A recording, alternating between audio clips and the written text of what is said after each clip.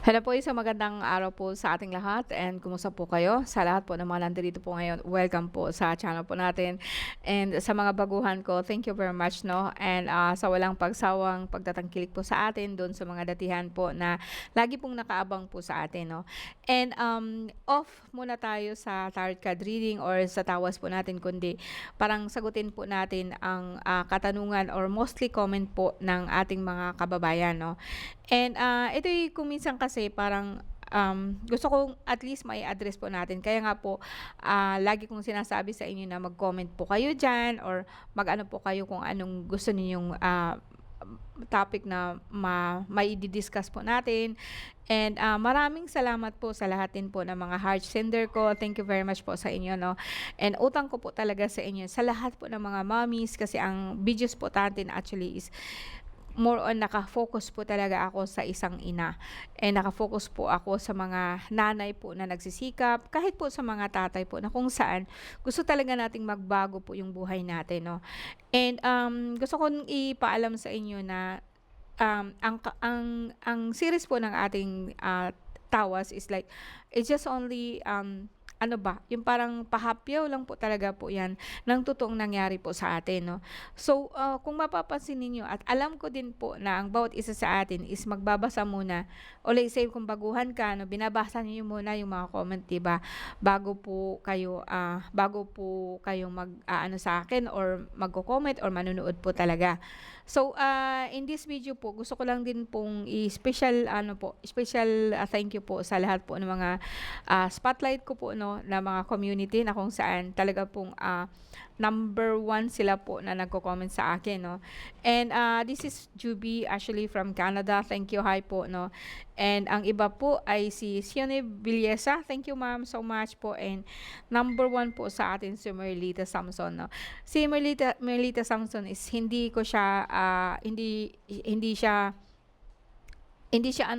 siya member po ng aking FB, di po siya naghahanap sa akin, hindi po siya nagtatanong sa akin about something, just mga comments lang po, mga hearts, mga ano, and usually from Pangasinan, and nag-hi lang po siya. So, hi sa iyo, ma'am, thank you so much, no, nasa iyo ang puso ko.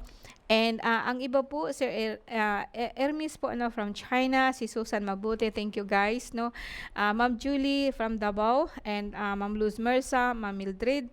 And meron akong talaga pong ano sa akin, usually isang babae, lalaki po na taga-subaybay ko po, which is si Sir Boat Builder. Mababaw lang po ako masyado sa mga lalaki kasi ang gusto kasi ng mga lalaki pagdating isa si anting-anting, and more subtle po tayo doon.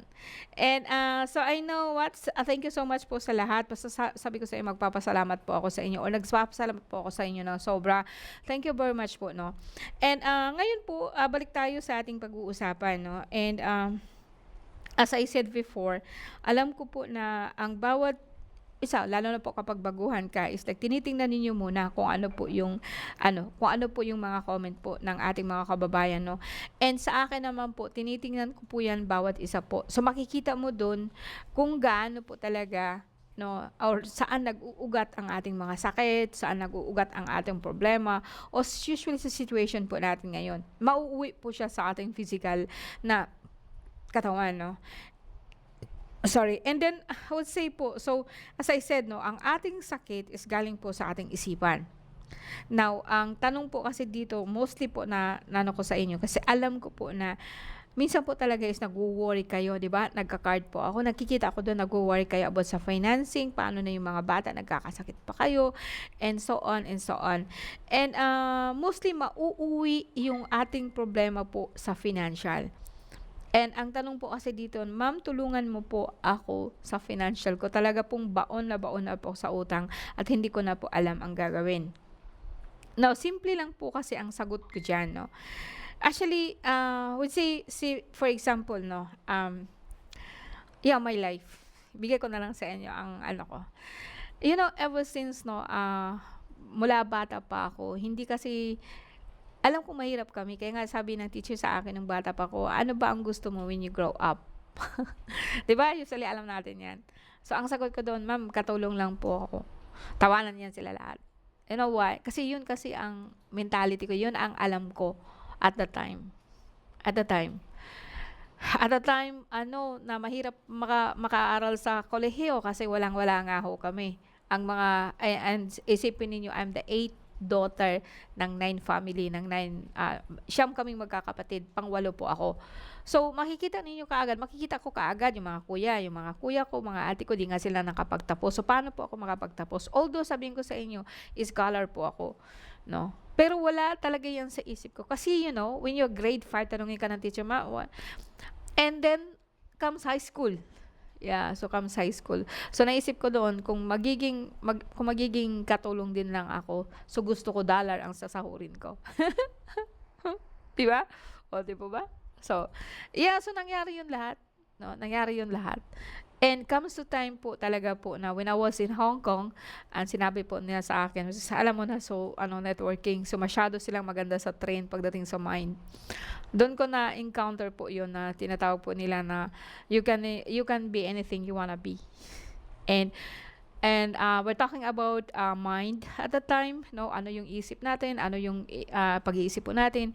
And I was sure na yun when I was maliit pa, elementary or I think high school. Yeah, second year high school. Sinabi po sa akin ni ma'am, no, na we're talking about the mind, di ba? So, since sa statistics po natin na 100%, actually only 3% po ng mind natin ang ginagamit. And actually excited ako noon eh. Ang 3% po. Isipin mo 100%. Then tanong ko sa kanila, ma'am, siguro ma'am, kasi ang tanong doon is sino ba sa atin ang pinakamatalino, no? So siyempre sagot mo agad abogado, si teacher, si ma'am, so mga matataas, 'di ba? Usually 'yun ang alam natin noon, 'di ba? And sabi ko, ma'am, I think is abogado. So ang abogado ba how many percent of his or her mind na ginagamit? No. Ang sabi ni ma'am, actually, ang pinakamataas na talaga niyan is like, conscious mind is like 3%. 3% ng ano namin. So, excited ako doon nung naging high school ako. So, nung nakaharap ko yan pagdating. So, ang laging tanong ko nung high school ako, nasaan po yung how much is 93% ng mind po natin? Nasaan yun? Ano yun? 'Di ba? So, yung ibang tao, maybe you never think of that, but I always think, no, asan yung 93% kung ang pinakamatalo? So, ibig sabihin, hindi ibig sabihin kung sabihin natin na abogado siya, siyempre, ang taas na ng pinag-aralan niya. So, 3% lang ang ginagamit niya. No? And nasaan yung 97%? Lagi yung tanong ko, no? Nung nagkaroon na ako ng chance when I was in Hong Kong nga po, sabi ko sa inyo, like nagkaroon na ako ng pagkakataon nun, makapag-seminar, and about sa mind, about sa skill, sa ability, no, paano makukuha ang gusto mo, ganito. Di ba ang networking ang galing yan? Kasi isa din po yan sa, ire-recommend ko sa inyo, actually, if you want really to change your life, you join networking. Alam niyo kung bakit? Kasi ang galing po ng training nila. Now, ang sabi niya sa akin, you can be anything you wanna be. And at the time, katulong ako. Sinabi ko nga ba sa inyo, na natupad yung pangarap ko. Kung magkatulong man ako, dollar ang kikitain ko. Nangyari nga po yun, no? Hanggang sa nangyari. So, I was thinking, no, in 2 years, hindi na po ako maglilinis ng CR ng iba. Nangyari yun lahat. So, you see what's the difference is like, no, kung ang mind po kasi alam ko naman, no, na hindi talaga lahat magkatulad, no, as sabi nga no ni Jesus is like, no, don't spend time, no, sa makipag-argumento sa isang kasi kahit kailan hindi kanya maiintindihan. I know that one. No? Kaya ang mga tao po na kahit alam ko na nahihirapan, alam ko po na may sakit sila, I never imply na ganito ang gawin mo, sir, unless they ask me. Kasi mahirap kasi na tingnan ko ang buhay nyo that you never ask for me. You never ask na, ma'am, i-card mo ako, tingnan mo ako. Kasi meron din akong sinusunod na tinatawag natin na integridad. I would never say, you come here for me and then punta kayo dito, ma'am, paki-card po ni ganito, ni ganyan. Hindi ko yung ginagawa. You know why? Kahit nga sabihin natin, ma'am, ipapatawas ko si ganito, si ganyan. Kung patawas lang, okay, gagawin ko yun. Pero mga personal po na information, hindi po ako magbibigay nun. Kasi I'm not trying another's life. Kasi sa card po, kasi para sa akin, ang card ko is napakasagrado. And sagrado ang bawat isa sa inyo.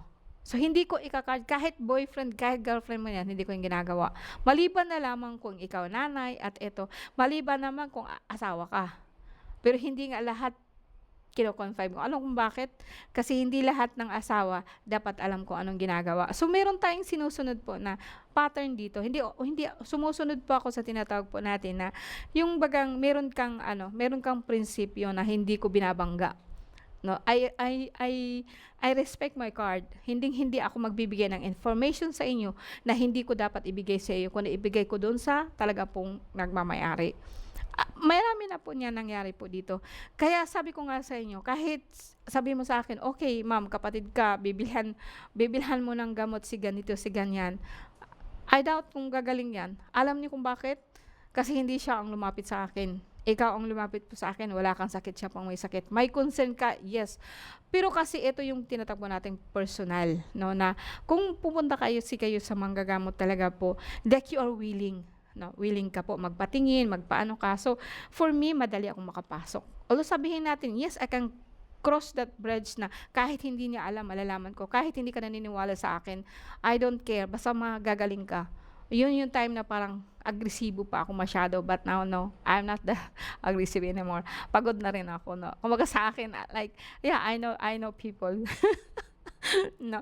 Now, pagdating naman dun sa kahirapan, it was like, yeah, ano ba kasi lagi ang laman ng utak mo? Kasi, as I said, mind is everything.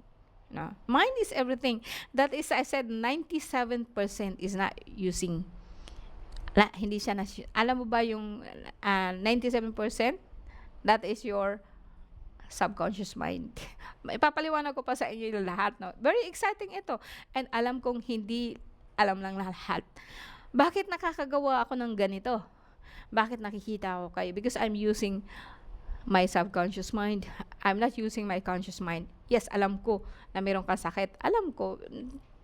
Ito yung tinatawag natin conscious, alam mo kung anong sakit. But then you go deeper.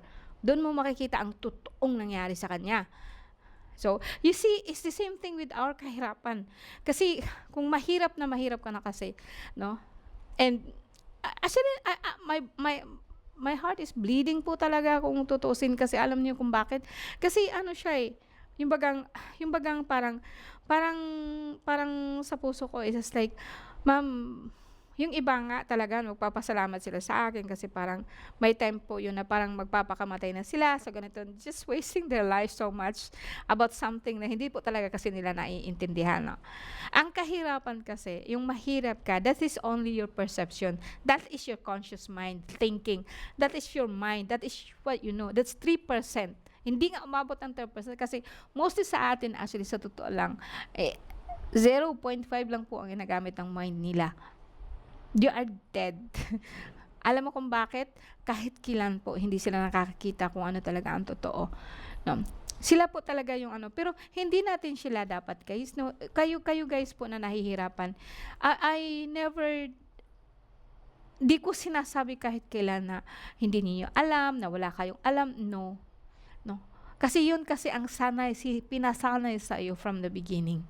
No? And alam ko naman na hindi lahat may capacity katulad namin. Pero at least po, merong maggagabay po sa inyo. And I think that's the worst thing to do in our life. No? Na kahit paano po, I can open the door, pero kahit kailan hindi ako pwedeng ako ang pumasok. Kasi ang wish mo at ang wish ko iba. Ano? Mahirap tulungan ang tao na hindi nakikinig. At kahit kailan din po, kung ang tao pag sinabi kong ganito siya, ganyan siya pa, ang misteryo ang mundo natin. Kasi marami din po akong nakikitang tao na talaga pong very positive but they cannot really run in life. Alam niyo kung bakit? Ayun po ang tinatawag ko pong pag-bind po sa isip ninyo na magiging mahirap kayo. Yung tinatawag po nating sumpa, yung binabind po kayo sa kaluluwa, binabind po kayo sa ano. Kasi lumalabas na po talaga ngayon ang pinakamalakas po na tinatawag po nating masamang energy. Consciousness ng mga tao po ngayon is like the lack. Wala po. Okay? Ang galing po ng government natin diyan na mag-brainwash ng mga tao. Then ang galing din po ng ating religion na sasabihin natin na ikaw ay makasalanan. Ang galing din po na religion na bini-brainwash tayo from the beginning na eto ka, ganito ka, ganyan ka. No. And okay lang ang maging mahirap. Ba? Sasabi nga po, 'di ba? No.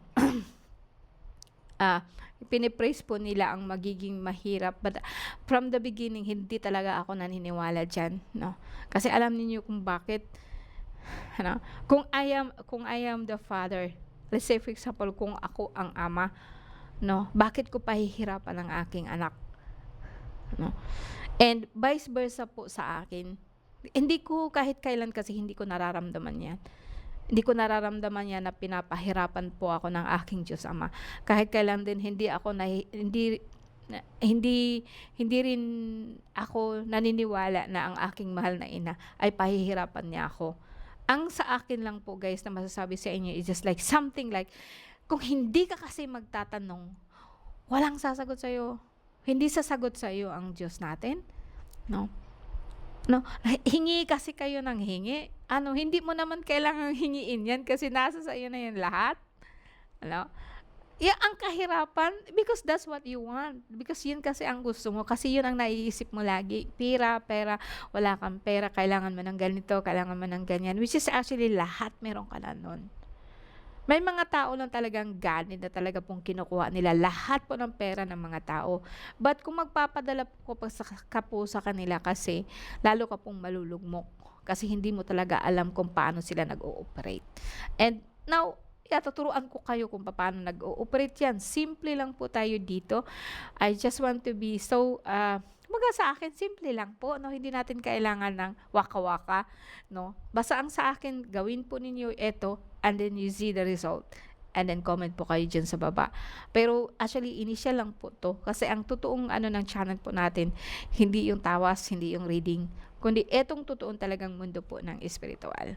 Alright, thank you guys very much and happy evening po. Maraming salamat po sa inyo po.